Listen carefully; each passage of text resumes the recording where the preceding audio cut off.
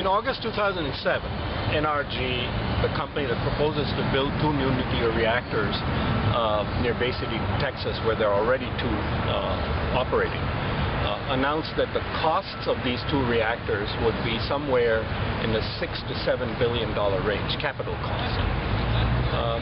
My analysis based on industry data and independent information, which is as site-specific as I could possibly make it, but not all elements are site-specific, indicates that the NRG cost estimates are obsolete, they're possibly partial, and that they're serious underestimates of the likely cost.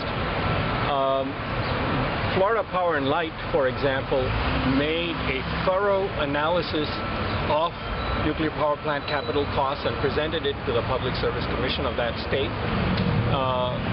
Their basis was a reference reactors that would be very much the same as what are proposed here. I looked at that, I looked at Wall Street estimates, I looked at Progress Energy estimates, and I've done my own evaluation of the cost elements.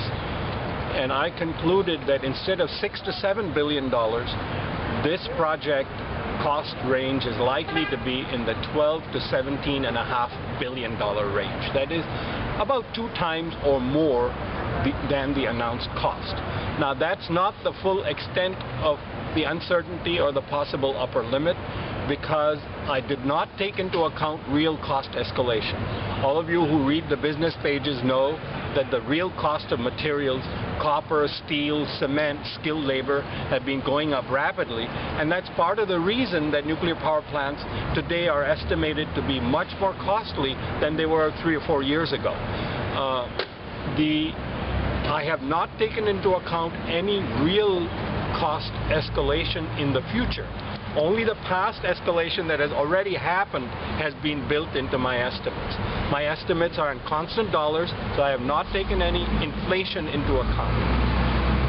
The City of San Antonio and CPS ratepayers are facing a much more significant liability than what they have been led to believe by NRG estimates.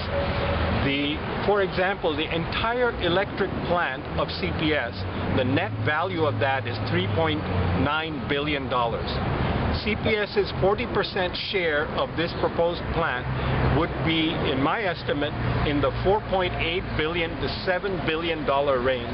That is considerably more, even in the lower estimate, than its entire electric plant.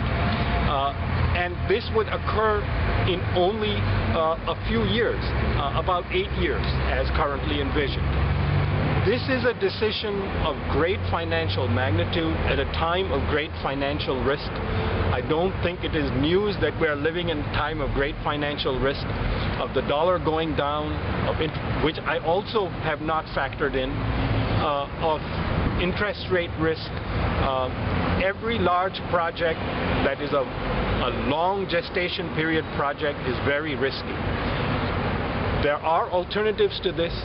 CPS's own efficiency study showed that it has an economic potential of achieving 1,220 megawatts of efficiency. The capacity that it would buy from NRG would be less than that. Yet CPS's target for efficiency by 2011 is only about 115 megawatts, which is a small fraction of the economic potential. It intends to continue beyond that. I'm very pleased that CPS and my discussions with them indicated that they are going to regard efficiency as a prime resource in their system. I think this is very good news for the people of San Antonio, but part of the problem is that this has not been operationalized at a level where instead of 100 megawatts, you could actually bring in 1,000 megawatts of efficiency. How solar and other renewables are going to be fully integrated into the cost and financial structure, it also remains to be worked out. In other words, CPS seems to be headed toward committing itself and the ratepayers and the public of San Antonio to a course that is risky without a fully updated comparison of the alternatives that is public. Now, CPS assures me they're doing an updated cost study, but they have not yet done so.